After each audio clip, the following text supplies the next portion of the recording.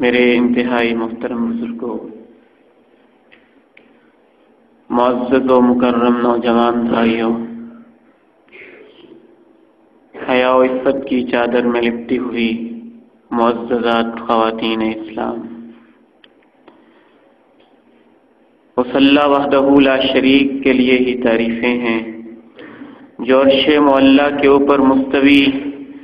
میری اور آپ کی شکلیں ہماری ماؤں کے پیٹوں کے اندر جیسے چاہتا ہے تشکیل دیتا ہے۔ تعریفیں اسی اللہ کو سجتی ہیں جو مور کے پروں کے اوپر ڈیزائننگ کرتا ہے، اسے ناچ سکھاتا ہے اور اسے مختلف ادائیں سکھاتا ہے۔ تعریفیں اس اللہ وحدہ لا شریک کے لیے ہیں جو تتلی کے پروں کے اوپر پھول کاٹتا ہے، جو شہد کی مکھی کو شہد کے چھتا بنانے کا انداز سکھاتا ہے، جو گلاب اور چنبیلی کے پھولوں کی پتیاں کاٹ کاٹ کے ان کے اندر رنگ اور پھر میرے اور آپ کے لیے خوشبوئیں بھرتا ہے۔ وہی اللہ وحدہ لا شریک جو کالی بجھنگ قسم کی سیاہ رنگ کی بھینس کے اندر سے جبکہ وہ سفید اور بھورے رنگ کا پانی پیتی ہے، سبز رنگ کا چارہ کھاتی ہے اور سرخ رنگ کے خون کے اندر سے جو دودھ کی نہریں جاری کرتا ہے، اسی اللہ وحدہ لا شریک کو تعریفیں زیب دیتی ہیں۔ عزت و ذلت کا مالک صرف وہی اللہ ہے۔ جب وہ عزت دینا چاہے تو ساری دنیا والے مل کے بھی بال بیکا نہیں کر سکتے، اور وہ ذلت دینے پہ آئے تو پھر عزت کے راستوں سے بھی وہ ذلت کے اسباب پیدا کر دیتا ہے۔ پہاڑوں کی اگر سختی ہے تو اللہ کا ارادہ ہے، زمین کی پستی ہے تو یہ میرے اللہ کی چاہت ہے، درختوں کے اندر سبزی ہے تو یہ میرے اللہ کی چاہت ہے، اگر میں بول رہا ہوں، گفتگو کر رہا ہوں تو یہ میرے اللہ کی مرضی ہے، میری آوازیں آپ تک پہنچ رہی ہیں تو یہ میرے اللہ کی مرضی ہے۔ ہم کچھ نہ تھے ماؤں کے پیٹ کے اندر، اور اس سے پہلے ہمارا نام و نشان تک نہ تھا، کوئی جانتا تک نہ تھا کہ عبید الرحمن نام کا کوئی انسان ہوگا، اکرم ساجد عبد الرحمن اور عبداللہ کے نام کا کوئی انسان ہوگا، افضل اور عبد الکریم یا عبد العلیم کے نام سے کوئی انسان جنم لے گا، کوئی نہ جانتا تھا۔ اللہ نے عرشوں پہ بیٹھے یہ چاہا کہ ایک انسان پیدا کیا جائے، پھر اس نے چاہا پانی کے ایک ذلیل قطرے سے اس کی تخلیق کی جائے، پھر اس نے چاہا کہ اسے لوتھڑا بنایا جائے، پھر اس نے چاہا کہ اس کو ہڈیاں دی جائیں، پھر اسی نے چاہا کہ ہڈیوں کے اوپر گوشت چڑھایا جائے، پھر اسی نے چاہا کہ اسے کان، اسے آنکھیں، اسے ناک، اسے پکڑنے کے لیے ہاتھ، چلنے کے لیے پاؤں دے دیے جائیں۔ هل أتى على الإنسان حين من الدهر لم يكن شيئا مذكورا۔ اے زمین پہ اکڑ کے چلنے والے، کیا تو بھول ہی گیا ہے؟ تیرے اوپر تو وہ وقت بھی آیا ہے، تیرا تذکرہ تک نہ ہوتا تھا، تیرا نام و نشان تک نہ ہوتا تھا۔ آج میری زمین پہ فخر کرنے والے اور فاخرانہ لباس پہن کے دوسروں کو حقیر سمجھنے والے، تو بھول ہی گیا ہے کہ تیرا تو نام و نشان تک نہ تھا۔ یا ایھا الانسان ما غرک بربک الکریم الذی خلقک فسواک فعدلک فی ای صورۃ ما شاء رکبک۔ درود و سلام، رحمتیں اور برکات امام الانبیاء محمد الرسول اللہ صلی اللہ علیہ وسلم کی اس ذات و اطہر مطہر پر جس کے لیے میرا ایمان کہتا ہے اور آپ کا ایمان کہتا ہے کہ اس ذات کے لیے زمین کے فرش سے لے کر آسمانوں کے عرش تک، کائنات کا ذرہ ذرہ، درختوں کی پتی پتی، پھولوں کی ایک ایک پنکھڑی، دریا کے پانیوں کا ایک ایک قطرہ، ریت کے صحراؤں کا ایک ایک ذرہ، میرا ایمان ہے کہ وہ ہمارے نبی علیہ الصلاۃ والسلام کے لیے درود پڑھ رہا ہے اور ان کے لیے دعائیں کر رہا ہے۔ اور اللہ رب العزت بھی ان پہ اتنے راضی ہیں کہ ان سے کہتے ہیں وَلَسَوْفَ يُعْطِيكَ رَبُّكَ فَتَرْضَىٰ، اے میرے پیغمبر میں آپ کو اتنا دوں گا، اتنا دوں گا، اتنا دوں گا کہ تو راضی ہو جائے گا، تو خود خوش ہو جائے گا۔ ان پہ ہماری طرف سے لاکھوں کروڑوں اربوں اور لا تعداد بے شمار درود و سلام ہوں۔ میرے بھائیوں، نبی علیہ الصلاۃ والسلام کی مختصر سیرت طیبہ، آپ کی زندگی، آپ کا ہمارے لیے تڑپنا، آپ کا ہمارے لیے جاگنا، آپ کا ہماری خاطر اٹھنا اور بیدار ہونا، وہ ہمارے لیے اتنے بےتاب رہتے تھے، اتنے بےتاب رہتے تھے۔ ماں اپنے بیٹے سے کیا محبت کرتی ہوگی، یا باپ اپنے بیٹے سے کیا پیار کرتا ہوگا۔ ہمارے نبی علیہ السلام ہماری ماں سے زیادہ، ہمارے باپوں سے زیادہ ہم سے پیار کیا کرتے تھے۔ بالمؤمنین رؤوف الرحیم، اللہ نے ان کے پیار کا نقشہ کھینچتے ہوئے کمال کر دی۔ کہا ہے مسلمانوں، اوپر اللہ رؤوف الرحیم ہے، رحمان ہے، غفور ہے اور کریم ہے، اوپر وہ رب العالمین ہے، اور زمین کے اوپر اس احسان کو سمجھو، لقد من اللہ علی المؤمنین، یہ تمہارے اوپر میرا خاص احسان ہے کہ اوپر میری رحمت ہے اور نیچے میرا مصطفیٰ جو ہے وہ ساری کائنات کے لیے رحمت للعالمین بن کے آیا ہے۔ اوپر اللہ رؤوف الرحیم ہے اور نیچے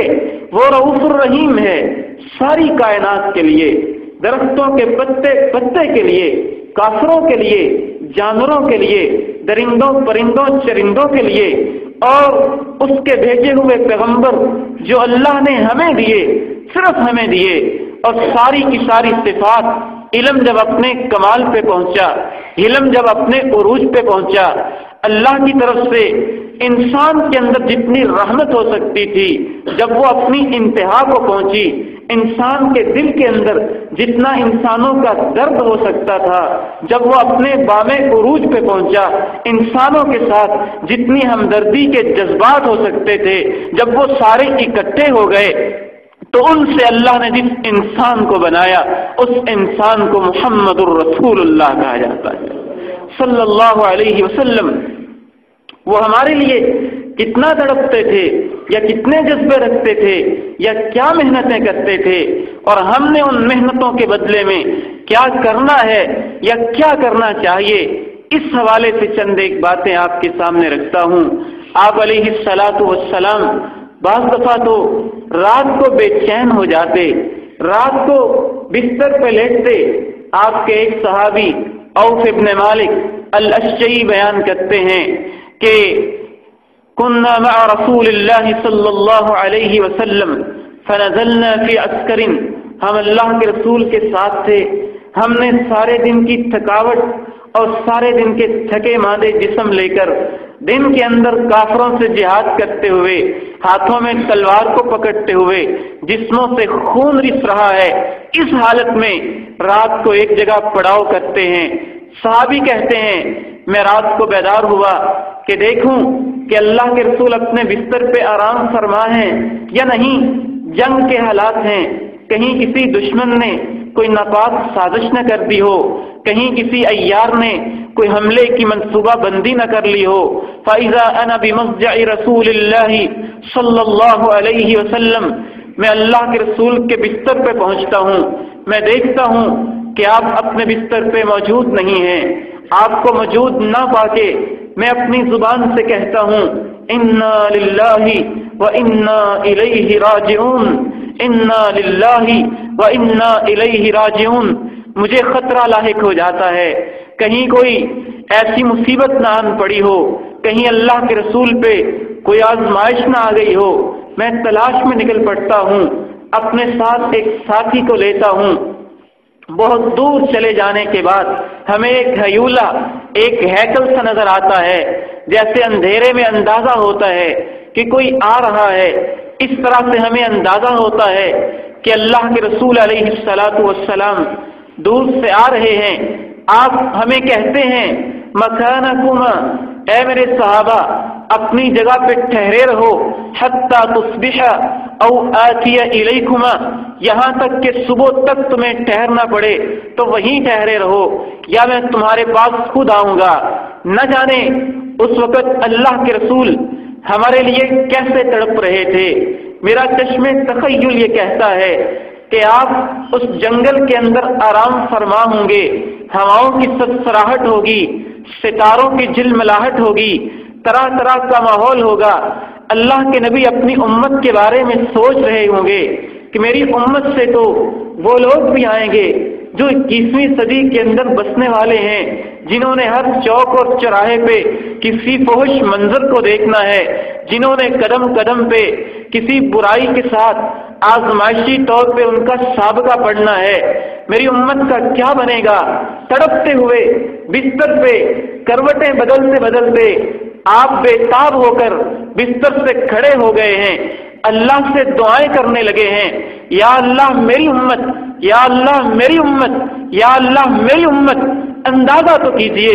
اتنی تو ماں بھی نہیں تڑپتی ہوگی، اتنا تو باپ بھی نہیں روتا ہوگا کہ سارے دن کے تھکے ہوئے ہیں اور رات کو اللہ کے سامنے گڑ گڑا کے میرے لیے اور آپ کے لیے دعائیں مانگتے ہیں۔ اللہ جبریل کو بھیجتے ہیں، پھر آپ ان دو صحابیوں کو بتاتے ہیں کہ میں تمہیں کیوں کہہ رہا تھا ٹھہرے رہنا، میں تمہیں کیوں کہہ رہا تھا میں تمہارے پاس خود آؤں گا۔ کہتے ہیں خیرنی ربی اللیلہ، آج میرے رب نے، میں نے اس سے اتنا مانگا اور امت کے لیے اتنی دعائیں کی کہ میرے رب نے جبریل کو بھیجا اور کہا کہ جاؤ میرے مصطفیٰ سے پوچھو تو صحیح اپنی امت کے بارے میں کیا چاہتا ہے۔ میں دو چیزیں دینے کے لیے تیار ہوں، دونوں میں سے جو وہ پسند کر لے وہ اسے مل جائے گی۔ ایک چیز تو یہ ہو سکتی ہے بین ان یدخل نصف امتی الجنہ، کہ اگر اس مکہ اور مدینہ کی گلیوں کے اندر اپنی امت کے لیے روڑے کھانے والا انسان اور میرا حبیب اگر کہے گا تو میں اس کی امت میں سے آدھی امت کو جنت میں داخل کر دوں گا۔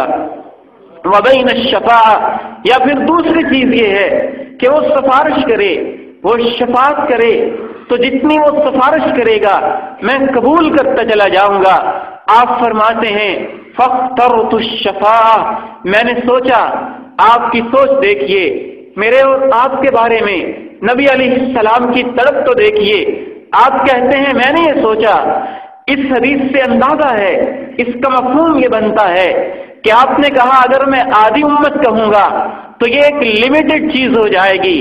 یہ محدود چیز ہو جائے گی۔ میں اللہ سے سفارش مانگتا ہوں، میں یہ نہیں کہتا یا اللہ کہ میری آدھی امت کو داخل کر دے، میں تجھ سے یہ سوال کرتا ہوں کہ آدھی امت تو تیری رحمت سے داخل ہو ہی جائے گی، اور اس کے بعد بھی میں اپنی امت میں سے جس کے لیے کہتا چلا جاؤں اے اللہ اسے جنت میں داخل کرتے چلے جانا۔ فاخترت الشفاعہ، میں نے شفاعت کو پسند کیا، سفارش کو پسند کیا۔ تو آپ سے یہ صحابی کہنے لگے اے اللہ کے رسول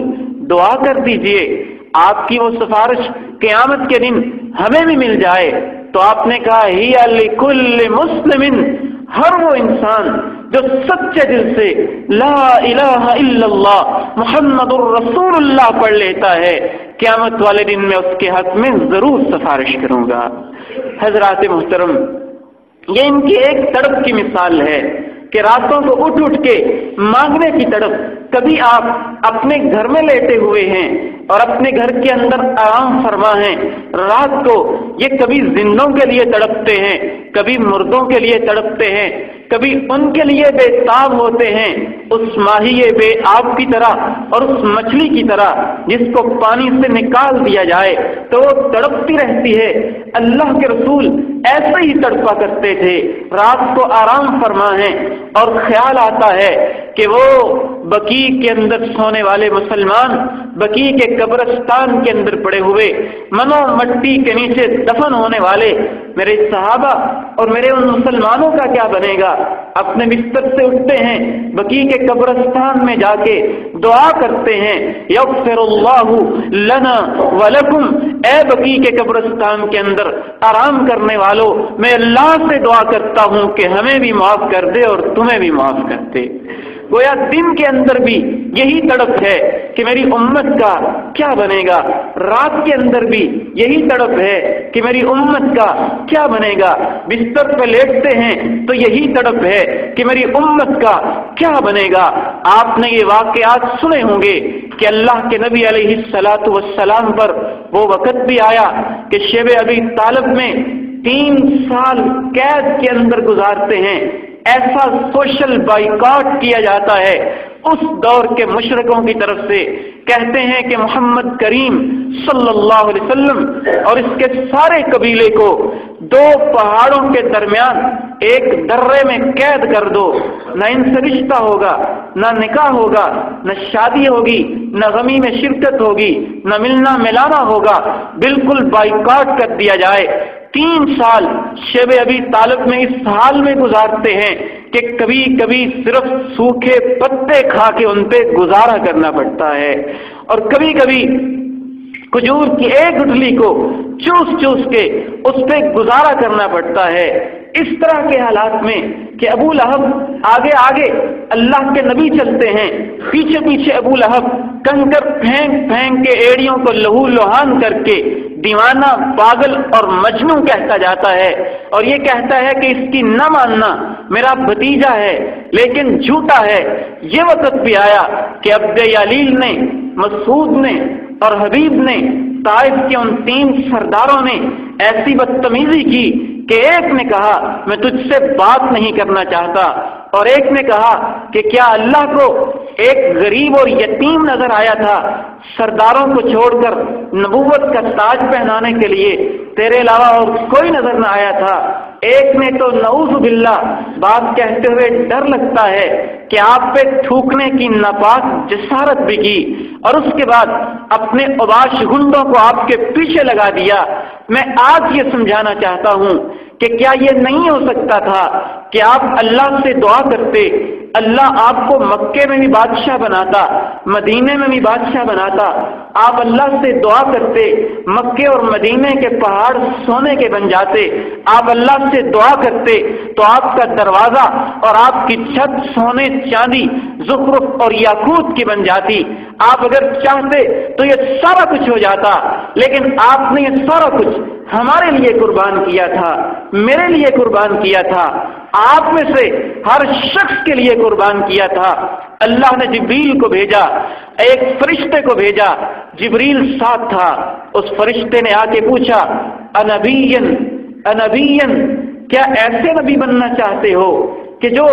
ملکن وقت کا بادشاہ بھی ہو، ام نبین ابدن، یا ایسے نبی بننا چاہتے ہو کہ جو ابد بھی ہو؟ اللہ نے آپ سے یہ بھی کہا ان لکل نبی دعوہ مستجابہ، ہر نبی کو میں اختیار دیتا ہوں، جو چاہے وہ دعا کر لے، ایک دعا زندگی کے اندر نبی جو جیسی جس طرح مانگ لے اس کی قبول کی جاتی ہے۔ آپ فرماتے ہیں منہم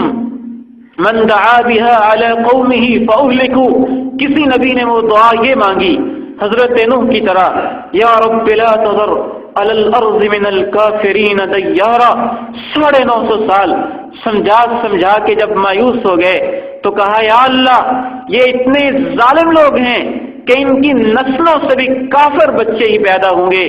اس لیے میں دعا کرتا ہوں کہ ان کو نیست و نابود اور تباہ و برباد کر دے۔ زمین ابلی اور آسمان کی طرف سے ایسی بارشیں آئیں اور نیل و فرات اور وہاں کے دریا اس طرح سے ان کے اندر سے پانی کی لہریں اور طوفان آیا کہ پانی آتے آتے پہاڑوں کی چوٹیوں سے بھی اوپر ہو گیا اور ساری قوم کو تباہ و برباد کر دیا گیا۔ کسی قوم کو نبی نے وقت کہ نبی نے بد دعا ایسی کی کہ اس قوم کو اٹھایا گیا، حتی سمع نباح کلابہم، یہاں تک کہ آسمان کے فرشتے اس ساری کی ساری بستی کے کتوں کے بھونکنے کی بھی آواز سننے لگے، ونہیق حمیرہم، اور ان کے گدوں کی ہنہناہٹ بھی آسمانوں پہ سنائی دینے لگی، اور پھر ساری کی ساری بستی کو الٹا کر کے زمین کے اوپر دفنا دیا گیا اور اوپر سے پتھر کی بارشیں برسائی گئیں۔ آپ فرماتے ہیں کسی نبی نے تو اس دعا کو بد دعا میں بدل دیا، اور کسی نبی نے وہ اس دعا کو بادشاہت کے اندر بدل دیا۔ حضرت سلیمان جیسے انبیاء کو اللہ نے پھر وقت کا ایسا بادشاہ بنایا کہ ہوائیں ان کے اشارے سے چلتی، جنات ان کی غلامی کرتے، اور 1 مہینے کا فاصلہ صبح کے چند لمحوں کے اندر طے کر لیتے۔ اللہ نے ہمارے نبی کو اختیار دیا کہ ایک دعا آپ کے لیے ہے، جیسے چاہیں آپ مانگ سکتے ہیں۔ نبی علیہ الصلاۃ والسلام نے کہا اختبأتها لأمتی شفاعۃ لأمتی یوم القیامہ، آپ نے کہا اے اللہ میں وہ دعا دنیا میں نہیں مانگوں گا، نہ بد دعا کروں گا، نہ اپنی بادشاہت کے لیے دعا کروں گا، شفاعۃ لأمتی یوم القیامہ، اے اللہ میں وہ دعا قیامت کے دن یہ کروں گا کہ میری امت کو معاف کر دینا اور میری امت کے حق میں میری سفارش کو قبول کر لینا۔ حضرات محترم، اس سے اندازہ ہوتا ہے کہ اگر آپ کے دندان مبارک شہید ہوئے ہیں تو میرے آپ کے لیے شہید ہوئے ہیں، اگر آپ زخمی اور لہو لہان ہوئے ہیں تو وہ میرے اور آپ کے لیے سارا کچھ ہوا ہے۔ اگر آپ نے جنگیں لڑی ہیں، غزوات کیے ہیں، 19 آپ نے غزوات اپنی زندگی کے اندر کافروں سے جا جا کے لڑے، اور اس انداز کے اندر لڑے کہ بعض وقت آپ علیہ السلام کے دندان مبارک کو شہید کیا گیا، سر کے اندر تلوار لگی اور زخم سہے۔ آپ علیہ السلام نے 19 غزوات ٹوٹل لڑے، اور اللہ رب العزت کے حکم سے نبی علیہ السلام نے 63 کے قریب چھوٹے چھوٹے سرایہ بھیجے، اور پوری کی پوری وہ نبی کائنات جو مکہ سے بے یار و مددگار نکلے تھے، مدینہ میں 22 لاکھ مربع میل پہ اسلامی حکومت قائم کی، لیکن اپنا مقصد کیا تھا، غرض کیا تھی؟ یہاں سے اندازہ کیجئے، صرف غزوہ حنین کے اندر اللہ کی توفیق سے 4000 اونٹ حصے میں آئے، اور بلکہ 24000 اونٹ مسلمانوں کو ملے، 40000 بکریاں ملیں، اور 6000 چاندی کے سکے ملے۔ ما ترک رسول اللہ صلی اللہ علیہ وسلم درہم ولا دینارا ولا عبدا ولا شاتا، لیکن اتنی ساری زمین پہ حکومت کرنے والا ہمارا نبی جب اپنے گھر سے الوداع ہو رہا تھا تو گھر کی چھت ایسی تھی جس سے پانی ٹپکتا تھا، اور گھر کے اندر سونے یا چاندی کا ایک سکہ بھی موجود نہیں تھا۔ حضرات محترم، تو یہ ساری محنتیں آپ نے کس کے لیے کی؟ میرے لیے کی ہیں اور آپ کے لیے کی ہیں۔ البشیر، النذیر، المعافی، رؤوف، رحیم، مبشر، کریم، امین، صادق، وہ انسان کامل کہ اللہ رب العزت کی طرف سے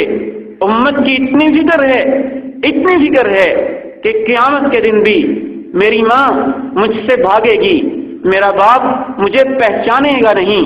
یوم یفر المرء من اخیہ وامہ وابیہ وصاحبتہ وبنیہ لکل امرئ منہم یومئذ شأن یغنیہ، دوست سے بھاگے گا۔ آدم علیہ السلام بھی کہہ رہے ہوں گے نفسی نفسی، یا اللہ میری جان، حتیٰ کہ آپ علیہ السلام فرماتے ہیں کہ ایک دفعہ حضرت کعب رضی اللہ تعالی عنہ سے ایک صحابی، عظیم صحابی عمر بن الخطاب نے پوچھا کہ اے کعب، آخرت کے بارے میں کوئی بات تو بتائیے۔ تو حضرت کعب کہنے لگے اے امیر المؤمنین، لو مثل عملک بعمل 70 نبیا، اگر تم اتنا عمل کرو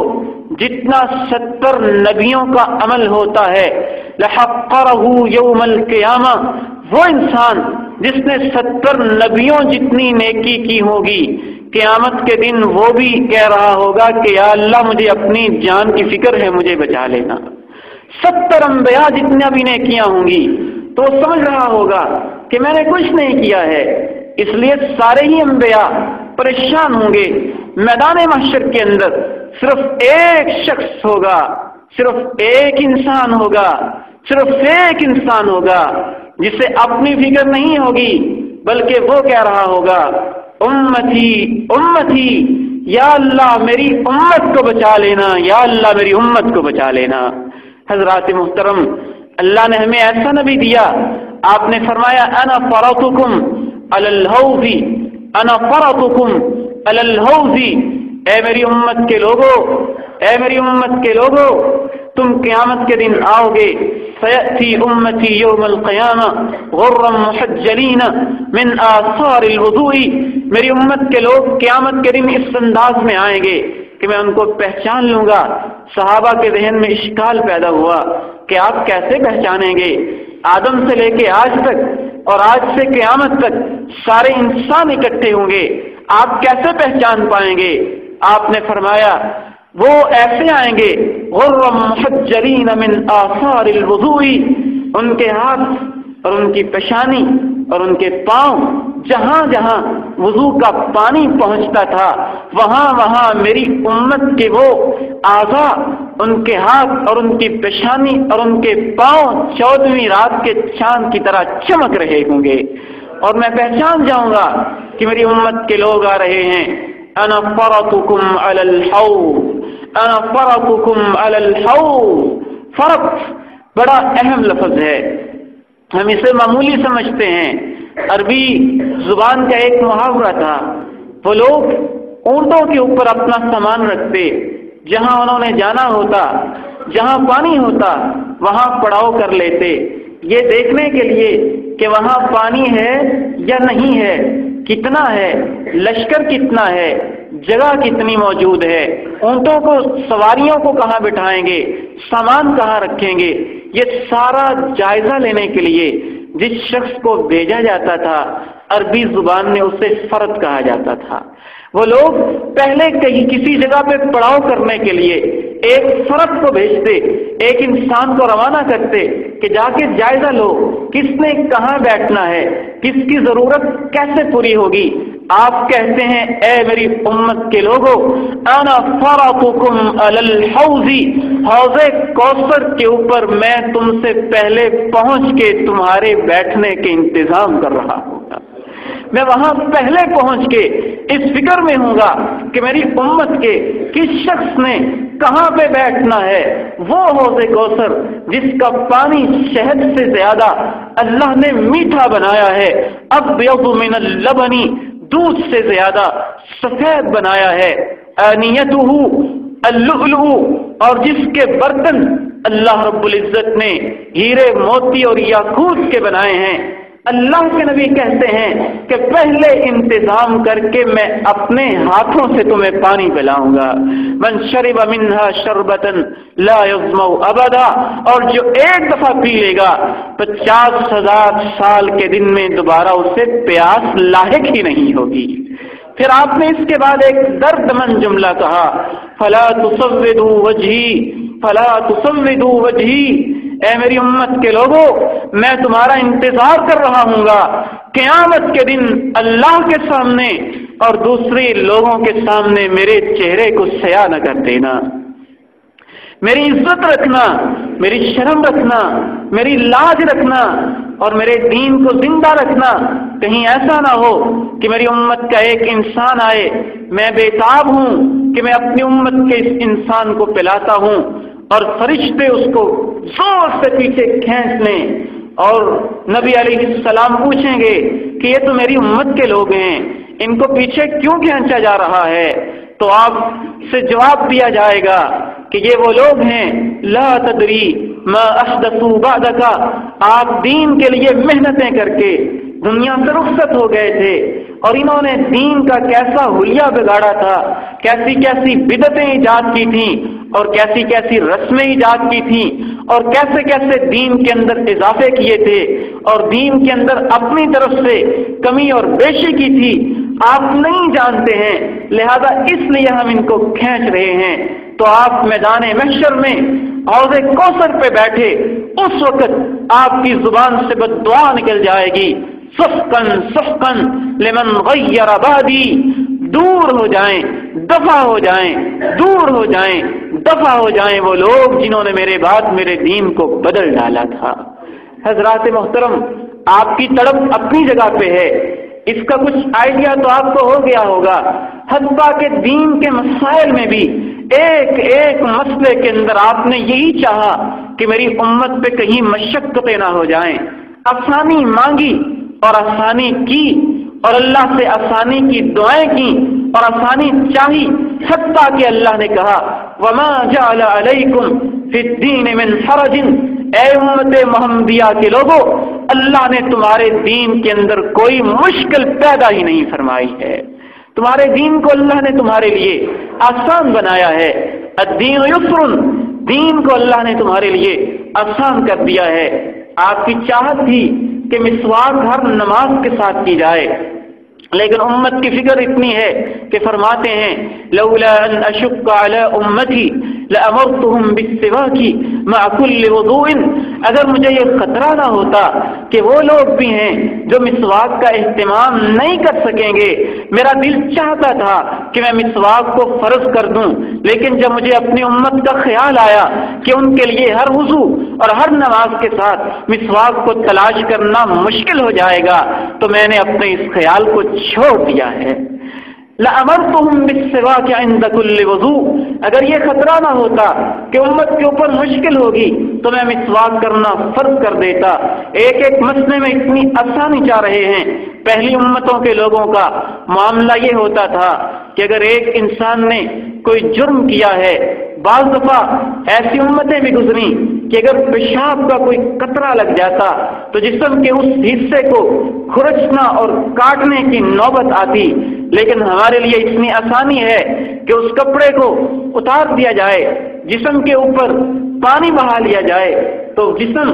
صاف ہو جاتا ہے۔ کچھ امتیں ایسی بھی تھیں، بلکہ انبیاء پہ بھی ایسے وقت گزرے۔ آدم علیہ السلام نے ایک ان سے غلطی ہوئی، اللہ نے اس غلطی کی پاداش میں ان سے جنت کا لباس اتار لیا، اور وہ شرم کے مارے طفقا یخصفان علیہما من ورق الجنہ، جنت کے پتے ڈھانپ ڈھانپ کے اپنے جسم کو چھپانے لگے، اور کئی سالوں تک اللہ سے معافیاں مانگتے رہے۔ لیکن یہ امت، نبی کی امت، اس پہ اللہ کی اتنی مہربانی ہے کہ اگر آج کے ایک انسان سے کوئی گناہ ہو جائے، جس کپڑے کے اندر گناہ ہوا ہے اسی کپڑے سے سچے دل کے ساتھ کہہ دے کہ یا اللہ مجھے معاف کر دے، تو عرشوں پہ مستوی اللہ اس کو فوری معاف فرما دیتے ہیں۔ اس امت کے ساتھ اللہ نے اتنی مہربانی کی، اتنی مہربانی کی، سابقہ امتوں کے لوگ ہزار ہزار سال محنت کرتے، 100 سال کی عمر پاتے، 900 سال کی عمر پاتے، 300 سال محنت کرتے۔ اس امت کے لیے، آخری امت کے لیے اللہ نے اتنی آسانی کی کہ نبی علیہ السلام جب یہ بات سن کے بےتاب ہوئے کہ یا اللہ ان کی عمریں 100 سال، 200 سال، 900 سال، میری امت کی عمر 40، 50، 60، 70 سال، ان کا مقابلہ کیسے ہوگا؟ امت کے بارے میں فکر مند ہو گئے تو اللہ نے کہا انا انزلناہ فی لیلۃ القدر وما ادراک ما لیلۃ القدر لیلۃ القدر خیر من الف شہر تنزل الملائکہ والروح فیہا باذن ربہم من کل امر۔ فکر نہ کرو میرے حبیب، تیری امت کے اندر ایک انسان اگر رمضان کی ایک رات کے اندر چند لمحے جاگ لے گا تو میں اس کی ایک رات کو 1000 مہینے سے بہتر بنا دوں گا، 84 سال سے زیادہ اس کو ثواب نصیب کر دوں گا۔ امت کی ہر وقت اتنی فکر ہے، مدینہ منورہ سے الوداع ہو کے بیت اللہ کی زیارت کے لیے، حج کے لیے روانہ ہو رہے ہیں۔ عرفات کا میدان ہے، اور عرفات کے میدان میں عرفہ والے دن اگر روزہ رکھا جائے تو اس کا اتنا ثواب ملتا ہے، صوم یوم عرفہ یکفر السنۃ الماضیہ، عرفہ کا ایک روزہ اللہ اس ایک روزے سے گزشتہ اور آئندہ سال کے گناہوں کو معاف فرما دیتے ہیں۔ لیکن نبی علیہ السلام اس نیت سے کہ میں اللہ سے آج مانگوں گا، رو رو کے مانگوں گا، نڈال ہو کے مانگوں گا، ہاتھوں کو پھیلا کے مانگوں گا، اپنے لیے اور اپنی امت کے لیے مانگوں گا۔ آپ علیہ السلام عرفہ کے دن کا روزہ ہی نہیں رکھتے ہیں، تاکہ زیادہ سے زیادہ رو رو کے دعا کی جائے۔ بعض دفعہ روزے کی وجہ سے کمزوری ہو جاتی ہے، نکاہت ہو جاتی ہے، عام لوگوں کے لیے روزے کا ثواب ہے، اور اسی لیے حاجی حج کے وقت عرفہ کے میدان میں روزہ نہیں رکھے گا۔ اللہ کے رسول سے سنت جاری ہوئی، آپ نے اتنی دعا کی ہے، اپنی اونٹنی پہ سوار ہو گئے ہیں، سورج کے غروب ہونے تک عبداللہ ابن عباس بتلاتے ہیں کہ آپ کے ہاتھ سینے تک اٹھے ہوئے ہیں، حتیٰ کہ بعض دفعہ اونٹنی کھڑے کھڑے تھک جاتی ہے، آپ اونٹنی کی لگام ایک ہاتھ سے پکڑتے ہیں، دوسرا ہاتھ ایسے اٹھایا ہوا ہے جس طرح سے کوئی غریب کسی امیر کے دروازے پہ جا کے ایک روٹی کا سوال کر رہا ہو، کل مستفہمی، ایسے جیسے کوئی کھانے کی طلب اور کھانے کی مانگ کے اندر بلبلا کے رو رہا ہو۔ کہیں آپ کہہ رہے ہیں لا الہ الا اللہ وحدہ لا شریک لہ لہ الملک ولہ الحمد وہو علی کل شیء قدیر، اے اللہ تو آسمانوں کا بادشاہ ہے، تیرے علاوہ کوئی معبود نہیں، عبادت کے لائق نہیں ہے۔ کہیں اپنے لیے مانگتے ہیں اور کہیں امت یاد آ جاتی ہے، اللہ سے رو رو کے کہتے ہیں یا اللہ میری امت کو معاف کر دے، یا اللہ میری امت کو معاف کر دے۔ جبریل آتے ہیں اور آگے کہتے ہیں اللہ کے نبی، اللہ کہتے ہیں اتنے پریشان نہ ہوں، میں آپ کی امت کو معاف کر دوں گا، الا للظالمین، ہاں ظالم انسان کو معاف نہیں کروں گا،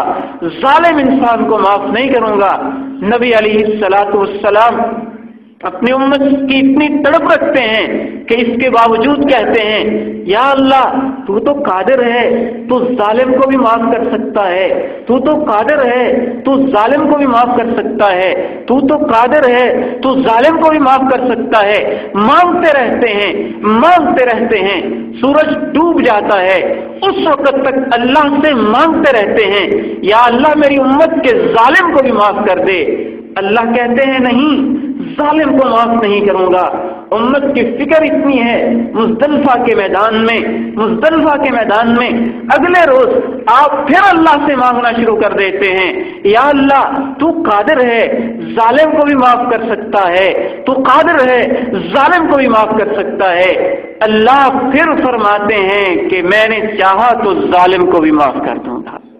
میں نے چاہا تو ظالم کو بھی معاف کر دوں گا۔ حضرات محترم، نبی علیہ الصلوۃ والسلام اتنی طرف کے ساتھ، اتنے جذبے کے ساتھ، آپ کا کیا خیال ہے اگر ایک باپ تو اپنے بیٹے کے لیے روتا ہو، اگر ایک ماں تو اپنے بیٹے کی خاطر آنسو بہاتی ہو، لیکن بیٹا سوچتا ہی نہ ہو کہ میرا باپ میرے لیے کیا کرتا رہا ہے؟ اس سے زیادہ ظلم یہ ہوگا کہ آج کا نوجوان، آج کا ہمارا ذمہ دار، آج کا کوئی وڈیرا یا آج کا کوئی غریب، آج کا کوئی فقیر یا آج کا کوئی امیر، آج کا کوئی عام آدمی یا آج کا کوئی سیاستدان اگر ساری زندگی سارے ہی کام کرتا رہتا ہے، لیکن اللہ کے نبی جس دین کی خاطر فکر کرتے رہے ہیں اور جس دین کی خاطر روتے رہے ہیں اور جس امت کے لیے بلکتے اور اللہ سے دعائیں اور آہو زاریاں کرتے رہے ہیں، آج کا انسان اسی نبی کی سنتوں کو ذبح کر رہا ہے، اسی نبی کے اس مشن کے اندر خیانتیں کر رہا ہے، اسی نبی کی دی ہوئی امانتوں کے اندر ایسی غداریاں کر رہا ہے کہ انسان دنگ اور حیران رہ جاتا ہے کہ اللہ کے نبی ہمارے لیے کیا کرتے رہے اور ہم ان کے لیے کیا کرتے رہے۔ یہاں سے یہ غلط فہمی بھی نہیں ہونی چاہیے کہ اگر کسی نے آپ کے مشن کی درد نہیں بھی رکھی ہے تو بھی اس کو شفاعت حاصل ہو جائے گی۔ نہیں، شفاعت کی مثال ایسے ہی ہوتی ہے جیسے ایک طالب علم محنت کرتا ہے، محنت کرتے کرتے اس میں کچھ کمزوری رہ جاتی ہے اور وہ 33 میں سے پاس ہونے کے نمبر 33 ہوتے ہیں لیکن وہ 28 لے لیتا ہے، تو ممتحن کو، ایگزامینر کو اتنا اختیار ہوتا ہے کہ 5 نمبر وہ دوبارہ نظر ثانی کر کے اس کو 5 نمبر اضافی دے دے، جس کو ہم ترقی پاس کہتے ہیں۔ اللہ کے نبی کی شفاعت اس نوعیت کی ہوگی کہ آدمی محنت تو کر رہا ہے، حالات کا سلاب ایسا ہے اور برائی ایسی ہے کہ آدمی اس محنت کے اندر کچھ کمزور رہ جاتا ہے، وہاں اللہ کے نبی آئیں گے اور کہیں گے یا اللہ میرا امتی ہے، کوشش کرتا رہا ہے، کچھ کمزوریاں رہ گئی ہیں، یا اللہ معاف کر دے، اور اللہ آپ کے نبی کی، اپنے نبی کی سفارش کو مانتے ہوئے اس کو جنت میں داخل فرما دیں گے۔ لیکن کچھ محنت تو ضروری ہے، پیپر کے لیے کچھ کوشش تو ضروری ہے، اتنی کوشش تو ضروری ہے کہ بندہ 28 نمبر تک پہنچ جائے، آگے 5 نمبر انشاءاللہ ہمیں اللہ تعالیٰ اپنی رحمت سے، اپنے نبی کی سفارش سے اور مختلف قسم کی نیکیوں سے اللہ اپنے فضل سے عنایت کریں گے۔ لیکن اگر ایک طالب علم محنت ہی نہیں کرتا ہے اور وہ اس بات پہ بھروسہ رکھتا ہے کہ نہیں میں خود بخود ہی پاس ہو جاؤں گا، اور اس محنت کے اندر بالخصوص 2-3 چیزیں جو اینڈ پہ میں خصوصی طور پہ بیان کرنا چاہتا ہوں، اگر وہ چیزیں ایک انسان کے اندر نہیں ہیں تو بہت توقع ہے کہ اللہ کے نبی علیہ السلام اس کے حق میں ضرور سفارش کریں گے۔ دنیا میں بڑے ظلم ہوتے ہوں گے، ظلم کا معنی اردو میں یہی ہے، عربی میں بھی یہی ہے کہ کسی کو اس کا حق نہ دیا جائے، کسی کی زمین دبائی جائے، یہ ظلم ہے، کسی کے پیسے کھائے اور ہڑپ کیے جائیں تو یہ ظلم ہے،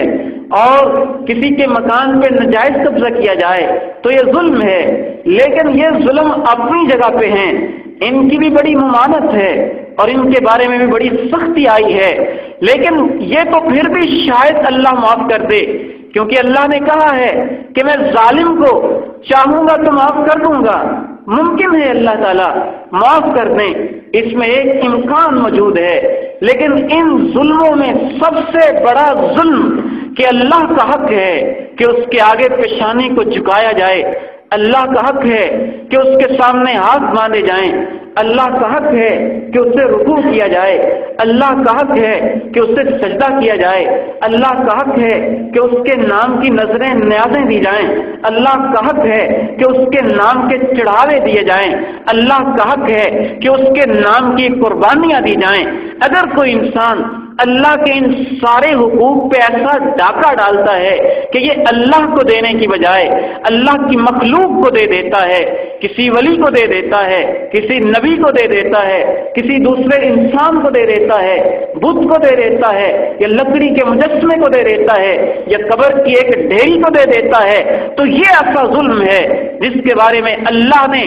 وعدہ کیا ہوا ہے، ان الشرک لظلم عظیم ان اللہ لا یغفر ان یشرک به ویغفر ما دون ذلک لمن یشاء۔ اگر یہ ظلم کسی کے نامہ اعمال میں نکلا تو دنیا جہان کی نیکیاں لے کے آ جائے، اللہ کبھی بھی ایسے انسان کو معاف نہیں فرمائیں گے۔ دوسری چیز جو انسان کے نامہ اعمال میں اور کھاتے کے اندر نہیں ہونی چاہیے، وہ بھی ایک قسم کا ظلم ہے۔ اللہ کا حق ہے کہ اس کو پروردگار رازق و خالق مانا جائے۔ اگر ایک انسان اللہ کی زمین پہ چلتا ہے، اللہ رب العزت کی کھیتیوں سے شراب ہوتا ہے، اللہ کی ہوائیں اس کے پھیپھڑوں کے اندر جاتی ہیں، اللہ کی دی ہوئی آنکھوں سے وہ دیکھتا ہے، اللہ کے دیے ہوئے ہاتھوں سے پکڑتا ہے، اللہ کے دیے ہوئے قدم سے چلتا ہے، اللہ کی اس کے اوپر اتنی نعمتیں ہیں۔ عبرت کے طور پہ میں آپ کے سامنے رکھتا ہوں کہ میرا بولنا، حتیٰ کہ میری زبان کے اندر کی یہ لعاب، یہ کتنی بڑی نعمت ہے۔ میں ایسے ایک مریض کے بارے میں ذاتی طور پہ جانتا ہوں جس نے مجھے اپنا واقعہ سنایا کہ رات بیٹھے بیٹھے اچانک یہ رال جو ہمارے منہ کے اندر بنتی ہے